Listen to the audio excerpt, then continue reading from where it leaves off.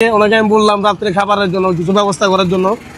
উনি বলতেছে রাত্রে খাবার খাওয়ার মতো ওনার থেকে পর্যাপ্ত পরিমাণ খাবার আছে। তো বোনটি কিন্তু আসলে সুস্থ, নাম হলো তাসলিমা।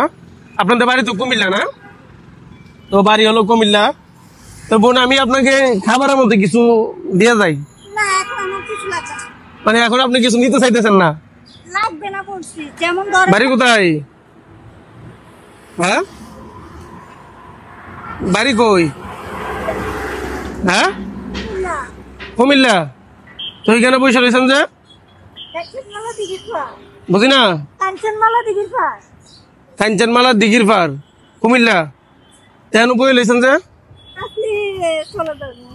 চলে যাবেন। আপনার নাম কি? তাসলিমা। ও, এমনি এগুলো কি ফুটলাত? আর এখন চট্টগ্রাম থাকেন কোথায়? ঠিক নাই, এখানে থাকি ওখানে থাকি ওখানে থাকি, ঠিক নাই। কোথাও থাকি মানে হিসাব নেই। মানে হিসাব নাই না? খাবার টাবার খাইছেন? খাইছেন নি? মিশা দেবেন না। আপনার পরিবারের কেউ নাই? আসল হয়তো আমি জানি বিবাহ হলে নাকি সবাই লসর হয়ে যায়। তো তার মানে পরিবারের সবাই তো আর সমান না। সবাই তো আর সমান না, তাই মানে লসর হয়েছি। তো আসছি বাড়ি থেকে আসার পরে ঢাকাইছিলাম। ঢাকা থেকে বাড়িতে আসার পরে মানে ইয়েতে গরিবপুর থেকে ওই লোভে চলাফেরা মানে এখানে যে চলাফেরা বসে ওখানে চলাফেরা থেকে আর মানে নির্দিষ্ট ঠিকানা বাড়ি হয়েছে কাঞ্চনমালা দিয়ে পাশ থেকে মানে রাস্তা একে। বুঝছি। তো আপনি কি কুমিল্লা যাইতে চান না?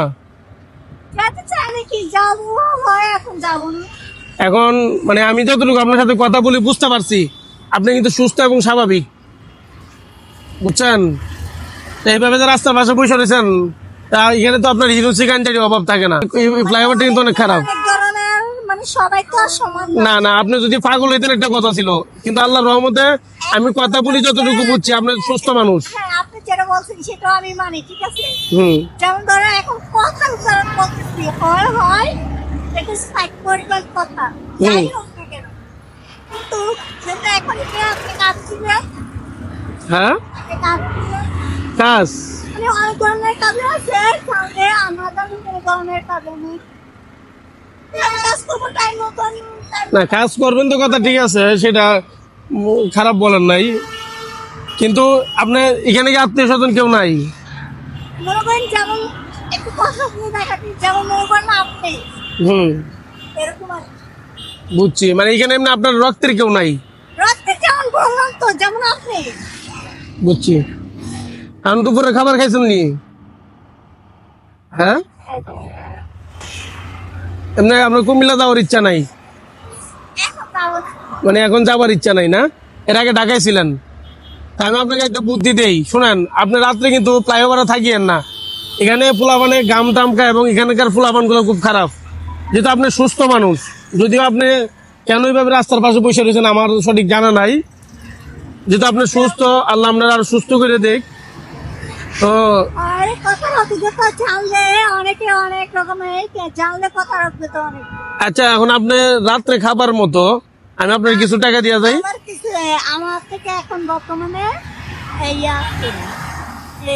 খাবার জানলে কাউকে সকাল দিয়ে দেবো।